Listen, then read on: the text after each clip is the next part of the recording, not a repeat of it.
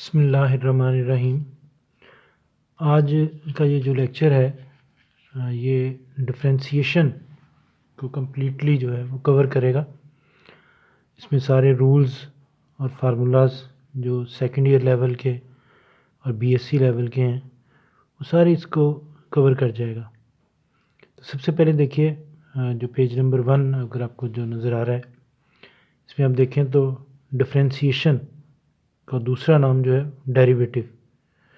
किस चीज़ को डिफरेंशिएट करें, किस चीज़ का डेरिवेटिव मालूम करें, एक ही बात है। डी ओवर डी एक्स के मीनिंग क्या होंगे? जब किसी फंक्शन के पीछे डी ओवर डी एक्स लिखा होगा तो उसके मीनिंग ये होंगे कि हमने फाइंड करना है डेरिवेटिव विद रिस्पेक्ट टू जो यहाँ पे लिखा हुआ है वो देखिए एक्स। ये तो है कि डिफरेंशिएशन के किस तरह रिप्रेजेंट करते हैं, उसका मीनिंग क्या लिए जाते हैं। अब 4 क्वेश्चंस मैंने बनाए हैं जिनको मैंने रूल्स का नाम दे दिया है। रूल 1, हमारे पास एक सिंगल टर्म है जिसके अंदर वेरिएबल एक्स इन्वॉल्व हो रहा है और हम इसे डी ओवर डी एक्स का क्या मतलब है, डिफरेंशिएट करना चाहते हैं विद रिस्पेक्ट टू एक्स। तरीकाकार ये है कि कांस्टेंट कोफिशिएंट जो होता है वो एज इट इज़ आ जाता है। Bring the power down, reduce power 1। अगर सिंपल लैंग्वेज यूज़ करें तो पावर उतारी नीचे और पावर में एक कमी कर दी। 4 3 12 एक्स स्क्वायर, ये आंसर आ गया, सिंपल डिफरेंशिएशन। लेकिन ऐसी रकम जिसके अंदर वेरिएबल ना पाया जाए उसे हम कहते हैं कांस्टेंट। कांस्टेंट डिफरेंशिएशन जिस मर्जी चीज़ के रिस्पेक्ट करें आंसर जो है वो ज़ीरो होता है। इसके बाद रूल नंबर 3 कह लें या क्वेश्चन नंबर 3 कह लें, इसमें दिखाया गया है कि किस तरीके से 3 रकमें, 4 रकमें, 5 रकमें आपस में प्लस या माइनस हो रही हैं। तो उनको डिफरेंशिएट करने का क्या तरीका है कि हर रकम को एक अलहदा टर्म की तरह इस्तेमाल करते हुए उसे डिफरेंशिएट कर दी जाए।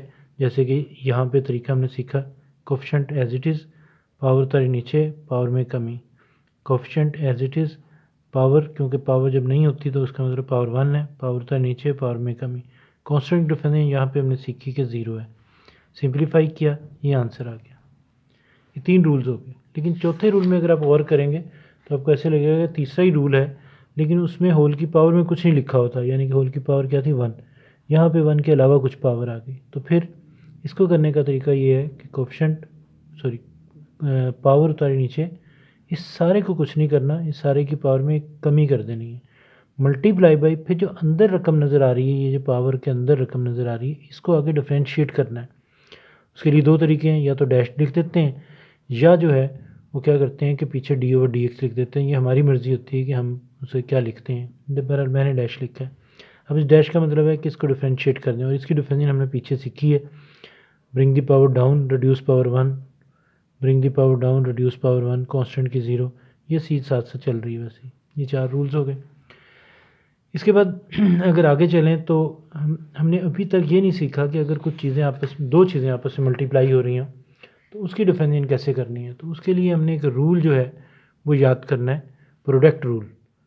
2 चीज़ें मल्टीप्लाई हो रही, मल्टीप्लाई के लिए लफ्ज़ प्रोडक्ट भी यूज़ करते हैं। डैश का मतलब है differentiation. First as it is into second की differentiation plus second as it is first की डिफरेंशिएशन, इसको प्रोडक्ट रूल भी कहते हैं या यू इंटू वी भी कह देते हैं। फिर अगर 2 चीज़ें डिवाइड हो रही हों, उनकी डिफरेंशिएशन करनी हो तो रूल का नाम है क्वोशंट रूल, यू और वी वाला रूल भी कह देते हैं। बहरहाल इसको याद करना बड़ी एहतियात से। वी जो नीचे रकम है वो उसका स्क्वायर, फिर V as it is into U की differentiation minus U as it is V की डिफरेंशिएशन। वी से क्या मुराद होगी मेरी, डिनोमिनेटर, और यू से मुराद क्या होगी, न्यूमिनेटर में जो रकम लिखी हुई है। ये फार्मूला हो गया। जब भी 2 चीज़ें मल्टीप्लाई होंगी या डिवाइड होंगी तो पहले हमें ये फार्मूला लगाना होगा और फिर वही जो 4 रूल्स हमने सीखे हैं उसी के मुताबिक उसे डिफरेंशिएट करना होगा। अब आ जाते हैं ऐसा क्वेश्चन जिसके अंदर जो वेरिएबल है वो एक्स के अलावा कुछ और आ गया है और डिफरेंशिएशन हमने विद रिस्पेक्ट टू एक्स ही करना है। यानी कि आप इसको इस तरह भी कह सकते हैं कि when 2 variable involve in one equation, एक इक्वेशन दे दी जाए जिसके अंदर एक्स भी इन्वॉल्व हो रहा हो, वाई भी इन्वॉल्व हो रहा हो और हमने differentiate with respect to x करना हो, तो उस वक्त तरीकाकार ये है कि बिल्कुल देखिए रूल वही है, कोफिशिएंट वैसे ही, पावर होता है नीचे, पावर में कमी, बस साथ एक एक्स्ट्रा चीज़ आ जाएगी और वो है d y over d x. कैसे याद रखना है, जो क्वेश्चन का वेरिएबल है वो ऊपर और जिसके रिस्पेक्ट कर रहे हैं वो पहले भी नीचे है और अब भी नीचे है। अब इसको कैसे यूज़ करेंगे, ये किसी इक्वेशन के अंदर जब ये चीज़ आएगी वाई और एक्स तो फिर उस वक्त इसका इस्तेमाल जो है वो हमें क्लियरली समझ आ जाएगी बात। इसके बाद आ जाते हैं ये चेन रूल। चेन रूल में क्या होता है कि एक्स और वाई अलहदा हमें इन टर्म ऑफ टी या in term of some parameter जो है या सम वेरिएबल जो है वो दे दिए जाते हैं। इस वक्त एक्स टी पे डिपेंड कर रहा है, वाई टी पे डिपेंड कर रहा है, और कोई हमें कहता है जनाब डी वाई और डी एक्स मालूम करें, तो फिर रूल जो है जिसे चेन रूल कहते हैं, ऊपर डी वाई और डी टी आ जाता है, नीचे डी एक्स और डी टी। कैसे याद रखना है, क्योंकि यहाँ पे वाई ऊपर है और एक्स नीचे है, तो ऐसे याद रखिए डी वाई ऊपर और डी टी क्यों, क्योंकि ये दोनों किस पे डिपेंड कर रहे हैं, टी पे, तो दोनों जगह पे देख रहे हैं टी आ रहा है, तो डी वाई और D T over d x और डी टी। ये कब यूज़ करेंगे, फिर याद कर लें जब एक्स और वाई जो है वो किसी चीज़ यानी कि किसी नई चीज़ टी पर डिपेंड करें। ज़रूरी नहीं कि यहाँ टी हो, कुछ और भी हो सकता है, थीटा भी हो सकता है, तो फिर उसके मुताबिक यहाँ पे डी वाई और डी थीटा और डी एक्स और डी थीटा आ जाएगा। इसका नाम जो है चेन रूल है, अगर नाम याद हो जाए तो बड़ी अच्छी बात है। इसके बाद आ जाते हैं जनाब ट्रिग्नोमेट्रिक फंक्शन अगर आ जाएँ तो इनकी डिफरेंशिएशन किस तरह की जाए, यानी कि इनके क्या फार्मूले होंगे। तो ट्रिग्नोमेट्रिक फंक्शन की डिफरेंशिएशन के फार्मूले 6 ट्रिग्नोमेट्रिक फंक्शन होते हैं, sine, cos, tan, secant, cosecant और कॉट। साइन एक्स की डिफरेंशिएशन का फार्मूला है कॉस एक्स मल्टीप्लाई बाई जो एक्स है उसकी डिफरेंशिएशन। लेकिन याद आपने इस तरह करना है कि साइन एक्स की डिफरेंशिएशन होती है कॉस, जो यहाँ पे एंगल है वो यहाँ आ जाएगा, इनटू जो यहाँ पे एंगल है उसकी आगे डिफरेंशिएशन। याद रखने के लिए अगर एरो लगा दिया जाए ताकि याद रहे कि ये जो एक्स है, ये एक्स, ये वाला एक्स आया हुआ है, और ये जो एक्स है यही एक्स जो है उसकी यहाँ पे डिफरेंशिएशन कर रहे हैं। फिर याद कर लेते हैं फार्मूला, तो खैर आसान है कि साइन की डिफरेंशिएशन कॉस है, लेकिन आगे जो चीज़ है वो ये ज़रा ध्यान से याद कीजिए कि जो एंगल होगा वही यहाँ पे एंगल आ जाएगा, और फिर आगे मल्टीप्लाई बाई जो एंगल होगा उसकी आगे डिफरेंशिएशन। क्योंकि इसकी डिफरेंशिएशन 1 है तो हम जल्दी में इसे लिखते नहीं, लेकिन बाद में फिर कन्फ्यूजन हो जाती है कि जनाब वहाँ तो 1 था लेकिन अब यहाँ पे ये चीज़ जो है अगर कोई डिफरेंट एंगल आ गया तो फिर यहाँ पे जो चीज़ आएगी वो फिर आप परेशान होंगे कि जनाब ये कैसे यहाँ पे ये चीज़ कैसे आ गई। इसे फार्मूला याद करते वक्त ही आप ये एहतियात करें कि जब आप फार्मूला याद कर रहे हो तो इस तरह याद करें, साइन का जो एंगल है वही यहाँ पे एंगल आएगा और उस एंगल के आगे डिफरेंशिएशन करनी होगी। बाकी फार्मूले ये आपने याद करने हैं। कॉस एक्स की डिफरेंशिएशन होती है माइनस साइन एक्स, आगे देखिए एंगल की डिफरेंशिएशन। टैन एक्स की डिफरेंशिएशन का फार्मूला सीकेंट स्क्वायर एक्स, फिर आगे एंगल की डिफरेंशिएशन, ये ज़रूर आपने याद करना है साहब। सीकेंट एक्स की डिफरेंशिएशन होती है secant x into tan x, आगे एंगल की डिफरेंशिएशन। कोसेकेंट एक्स की डिफरेंशिएशन होती है minus cosecant x into cot x, और आगे एंगल की डिफरेंशिएशन ज़रूर करनी है। कॉट एक्स की डिफरेंशिएशन होती है माइनस कोसेकेंट स्क्वायर एक्स, और आगे एंगल की डिफरेंशिएशन। जिस तरह 6 ट्रिग्नोमेट्रिक फंक्शन है इसी तरीके से इनके इन्वर्स फंक्शंस भी हैं। तो इन्वर्स फंक्शन के ट्रिग्नोमेट्रिक इन्वर्स फंक्शन के फार्मूले पढ़ना कैसे है, साइन इन्वर्स एक्स, डैश का मतलब है डिफरेंशिएशन। याद कैसे करना है, 1/1 माइनस जो यहाँ पे है उसका स्क्वायर ऊपर अंडर, और जो यहाँ पे है उसकी ऊपर डिफरेंशिएशन। फिर देख लीजिए एरो याद रखने के लिए ये चीज़ यहाँ से आई हुई है और यहाँ पे जो इसकी डिफरेंस है। कॉस इन्वर्स एक्स की डिफरेंशिएशन का फार्मूला यही होता है, बस साथ माइनस आ जाता है। टैन इन्वर्स एक्स की डिफरेंशिएशन 1/1 प्लस यहाँ वाली जो चीज़ है उसका स्क्वायर ऊपर इसकी डिफरेंशिएशन।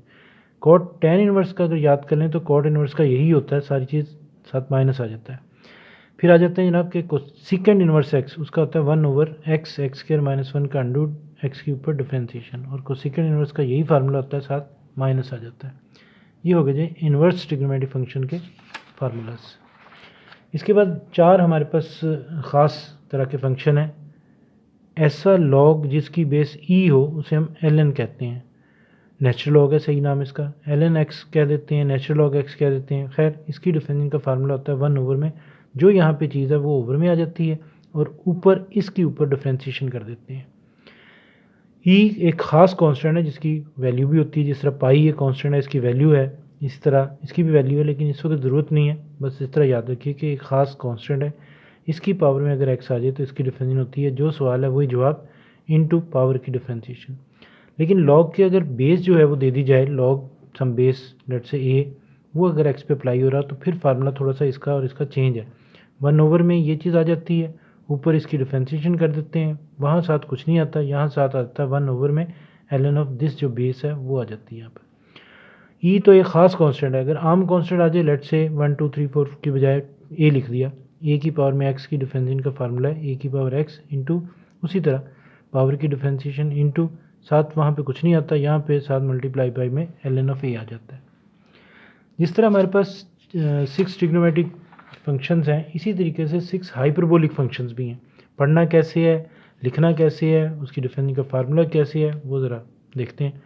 पढ़ने का तरीका देखिए, साइन हाइपरबोलिक एक्स, एच को बिल्कुल इसके साथ जोड़ के लिखना है और एंगल में और इसमें थोड़ा सा गैप डालना है आपने।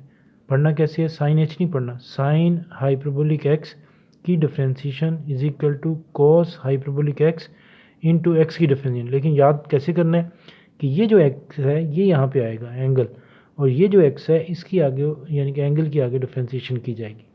बाकी फार्मूले हैं जिस तरह आपने वो याद किए इस तरह ये भी याद कर लें। कॉस हाइपरबोलिक एक्स की डिफ्रेंशिएशन होती है साइन हाइपरबोलिक एक्स, आगे एक्स मीन एंगल की डिफ्रेंशिएशन। टेन हाइपरबोलिक एक्स की डिफ्रेंशिएशन का फार्मूला है secant square hyperbolic x into x की यानी कि एंगल की डिफ्रेंशिएशन। सीकेंट हाइपरबोलिक एक्स की डिफ्रेंशिएशन का फार्मूला है minus secant hyperbolic x into tan hyperbolic x into x यानी कि एंगल की डिफ्रेंशिएशन। आगे चलते हैं तो कोसिकेंट हाइपरबोलिक एक्स की डिफ्रेंशिएशन का फार्मूला है minus cosecant hyperbolic x into cot hyperbolic x into angle की डिफ्रेंशिएशन। आखिरी कॉट हाइपरबोलिक एक्स की डिफ्रेंशिएशन का फार्मूला है minus cosecant hyperbolic square x into angle की डिफ्रेंशिएशन। अब इनके हाइपरबोलिक के इन्वर्स अगर आ जाएँ तो इनके फार्मूले भी हैं, वो आखिर में देख लेते हैं, और फिर आप इन सारों फार्मूलों को अच्छी तरह याद करके जब भी डिफ्रेंशिएशन का कोई भी क्वेश्चन आएगा आप इनकी हेल्प ले सकते हैं। इन्हीं की मदद से सारी डिफ्रेंशिएशन होती है, सेट के कोई चीज़ नहीं है।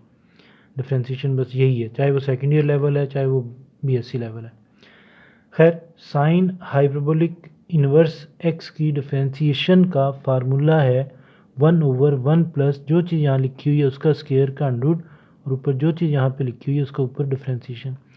कॉस हाइपरबोलिक इन्वर्स की डिफ्रेंशिएशन का फार्मूला है 1/x² माइनस 1 का अंडरूट, एक्स से मुराद है यहाँ वाली रकम और ऊपर इसकी डिफ्रेंशिएशन एंगल की जो चीज़ यहाँ पर है। टेन हाइपरबोलिक इन्वर्स एक्स की डिफ्रेंशिएशन का फार्मूला है 1/1 माइनस यहाँ वाली जो चीज़ है उसका स्क्वायर और ऊपर इसकी डिफ्रेंशिएशन। मेरा ख्याल है कि जितना अगर ये जो लेक्चर अगर आप अच्छी तरीके से इन्हें पढ़ लें और याद कर लें और फिर अगर आप डिफ्रेंशिएशन शुरू करें तो मैं नहीं समझता कि डिफ्रेंशिएशन के हवाले से आपको कोई प्रॉब्लम होगी। हाँ, कैलकुलेशन है, कैलकुलेशन आपने करनी है, उसमें एलसीएम लेना आपको आना चाहिए, क्रॉस मल्टीप्लाई आपको आना चाहिए, फिर उसके अंदर जो है किस तरीके से पावर के जो रूल्स हैं, जो 9th क्लास के पावर के रूल्स हैं कि पावर्स दो सेम चीज़ें मल्टीप्लाई होती हैं, पावर्स ऐड हो जाती हैं, किस चीज़ को नीचे से ऊपर लेके जाएँ, ऊपर से नीचे लेके आएँ तो उसकी पावर की साइन चेंज हो जाती है। ये सारी चीज़ें जो है ये कैलकुलेशन में आपको इस्तेमाल करनी पड़ती हैं। डिफ्रेंशिएशन के लिए यही फार्मूला जो है आपको इस्तेमाल इंशाल्लाह करके तो आप डिफ्रेंशिएशन को ग्रिप हासिल कर सकते हैं। ओके जी, अल्लाह हाफिज़।